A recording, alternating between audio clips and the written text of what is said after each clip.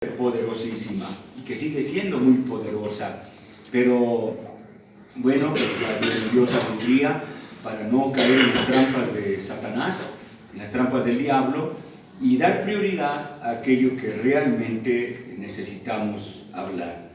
Bien, como se va a hablar de la reforma en la tarde, yo quiero tocar algo acerca de los precursores de la reforma, porque sabemos que antes de Martín Lutero, antes de Juan Calvino y otros, porque no fueron los únicos, Dios ya había levantado mucho tiempo atrás hombres, y en algunos casos mujeres, pero más hombres, que levantaron su voz en contra de todas las enseñanzas heréticas que estaban entrando al seno de la iglesia. Y si se me permite, no solamente en el punto de vista histórico del año 100 para acá, sino que aún en la misma Biblia encontramos precursores, hombres que lucharon en contra de la doctrina falsa, que cuidaron, ¿verdad?, de que no se mezclara lo falso con la verdad, y algunos de ellos murieron por esta causa. Obviamente Pablo el apóstol es uno de ellos.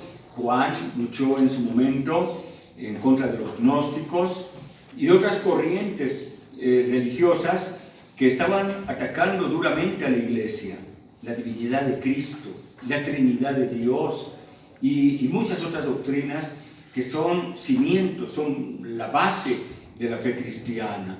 Entonces, tener un conocimiento previo a la reforma es bueno, también es muy sano. Entonces, el tiempo que podamos, vamos a ocuparlo estudiando algo acerca de los precursores de la reforma. Voy a leer algunas citas bíblicas. Principalmente me voy a referir al mensaje de Apocalipsis, donde el Señor Jesucristo desde el cielo envía una carta a la iglesia de Tiatira, en el capítulo 2, versículo 18 al 28, que dice de la siguiente manera: escribe al ángel, o sea, al pastor de la iglesia en Tiatira, el Hijo de Dios, el que tiene ojos como llama de fuego y pies semejantes al bronce bruñido, dice esto: yo conozco tus obras y amor y fe y servicio y tu paciencia, y que tus obras postreras son más que las primeras. Pero tengo unas pocas cosas contra ti, que toleras que esa mujer Jezabel, que se dice profetiza, enseñe y seduzca a mis siervos a fornicar y a comer cosas sacrificadas a los ídolos. Y le he dado tiempo para que se arrepienta, pero no quiere arrepentirse de su fornicación. He aquí, yo la arrojo en cama y en gran tribulación, y a los que con ella adulteran, si no se arrepienten de las obras de ella.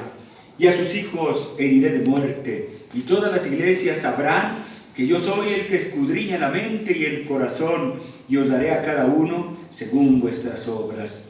Pero a vosotros y a los demás que están en Tiatira, a cuantos no tienen esa doctrina y no han conocido lo que ellos llaman las profundidades de Satanás, yo os digo, no os impondré otra carga, pero lo que tenéis, retenedlo hasta que yo venga. Al que venciere y guardare mis obras hasta el fin, yo le daré autoridad sobre las naciones, y las regirá con vara de hierro, y serán quebradas como vaso de alfarero, como yo también la he recibido de mi Padre. Y le daré la estrella de la mañana. El que tiene oído, oiga lo que el Espíritu dice a las iglesias. Señor, te damos gracias por esta palabra preciosa que nos has dejado. Ella es nuestra guía, Señor, en todos los momentos de nuestra vida, y ha guiado a millones también de hermanos en la fe, a través, Señor, de un mundo caótico, de muchas falsas enseñanzas que han tratado, Señor, de engañar a tu pueblo. Muchas gracias por aquellos hombres, en ocasiones mujeres, y también jóvenes, Señor, y en algunos casos especiales hasta niños que ofrendaron sus vidas o están ofrendando sus vidas para no desviarse de la sana doctrina, que alzan su voz en medio de una gran multitud, poniendo por alto tu palabra. Señor, queremos tener este estudio de tu palabra, Señor, analizando un poquito la historia, yéndonos unos 500 años atrás, para poder mirar acerca de estos precursores de la Reforma. Te rogamos, Señor, que sea útil el estudio de esta mañana. En el nombre de Cristo te lo pedimos y te damos muchas gracias. Amén. Amén. Muy bien, pues vamos a gozarnos en el Señor. Hay mucho que aprender acerca de la Reforma. Libros y libros y libros se han escrito sobre ella. Pero también la historia de la Iglesia está llena de muchos sucesos, anécdotas, nombres, algunos de ellos para vergüenza y otros de ellos para la gloria del Señor. La Iglesia desde siempre, desde que el Señor Jesucristo la formó y le dio pues un comienzo formal en el día del Pentecostés, allá por el año 33 de nuestra era, en un lugarcito muy sencillo, era una casa, un aposento alto. Ahí el Señor confirmó una nueva fe, una nueva esperanza, totalmente alejada, o bueno, si no totalmente, sí mucho alejada del judaísmo que se practicaba en Israel desde mucho tiempo atrás, hasta ese momento. Allí comienza la historia de la Iglesia, el libro de los Hechos de los Apóstoles. Nos estamos gozando los días miércoles porque tenemos ese estudio. Los miércoles estamos estudiando el libro de los Hechos, capítulo por capítulo. Los que hemos podido estar aquí en la iglesia nos hemos dado como bienaventurados al estar aquí, al escuchar la historia de la iglesia, la palabra de Dios, cómo comenzó la iglesia, todo lo que enfrentó la iglesia para poder afirmarse. Y hermanos, creo que los sucesores de los apóstoles no han hecho un mal papel. Han puesto también mucho de su parte para ser dignos de ser contados entre los héroes de la fe. Hubo una época en que gobernaron 3 papas a la vez. Aquellos que fuimos católicos y que a lo mejor no conocimos a fondo nuestra religión que teníamos en ese tiempo. Bueno, yo quiero decir con humildad que yo sí me interesé en conocer el catolicismo romano. Cuando yo meditaba en él, todo lo que pude aprender, lo hice. Esto de 3 papas sucedió precisamente por la ambición que había en la iglesia, debido a que los gobiernos ya no querían que Roma interviniera en sus asuntos internos. La iglesia era la que tenía una autoridad suprema sobre los reyes, sobre los príncipes, sobre toda autoridad. Ellos acuñaron un lema que decía: en el cielo Dios, en la tierra el Papa. Ellos decían ser los representantes de Cristo aquí en la tierra. La palabra que ellos decían, la decían con una autoridad como ningún príncipe podía redactar y sacar a la luz un edicto. Tenían un poder extraordinario que no podemos imaginar, pero que podemos darnos cuenta a través de la historia. El siglo XV, XVI se conoce como los siglos negros del papado, donde podemos encontrar un sinnúmero de aberraciones, de crímenes, de fornicaciones, de adulterios, de robos que cometían estos personajes que se hacen llamar los representantes de Cristo aquí en la tierra. El rey de Francia se negó a permitir que se enviara dinero de su país a Roma. Todos estos países, toda Europa enviaba su dinero a Roma. Por eso no nos extraña las riquezas que tiene esta grande institución. No nos debe de asombrar esa majestuosa arquitectura del Vaticano. Había muchísimo dinero. Y aún así, entre paréntesis, el Papa, para no gastar de su propio tesoro, en ese tiempo fue que le dio fuerza a una de las enseñanzas o doctrinas más aberrantes, como fue la doctrina o la enseñanza de las indulgencias. Fue un tiempo en el que los grandes pintores y escultores, Miguel Ángel fue más que nada escultor, lo hicieron pintar, pero su fuerte era la escultura, y a la fuerza el Papa lo hizo que pintara la Capilla Sixtina, y se rehusó porque Miguel Ángel pues, era un hombre materialista completamente, era el escultor mejor pagado en todo el mundo. Huyó y el Papa lo persiguió. Ahora me terminas mi capilla. Y ahí está plasmado. Los que pueden ir a Roma, los que no, pues a través de documentales, de revistas, de libros, podemos mirar esa obra de Miguel Ángel, ¿verdad?, que él hizo. Y podemos mirar su venganza contra el Papa, situando al Papa precisamente en el infierno. Todo esto aconteció en esos tiempos. El Papa Bonifacio VIII dijo que excomulgaría a cualquier soberano que se opusiera a esta orden de que todos los países tenían que enviar su dinero. No se le puede llamar ofrenda ni diezmo, eran imposiciones económicas muy fuertes, y el que no lo hiciera se le excomulgaba. La excomunión entonces no sonaba en aquel tiempo como ahora. Ahora pues no nos hace ni cosquillas, ¿verdad?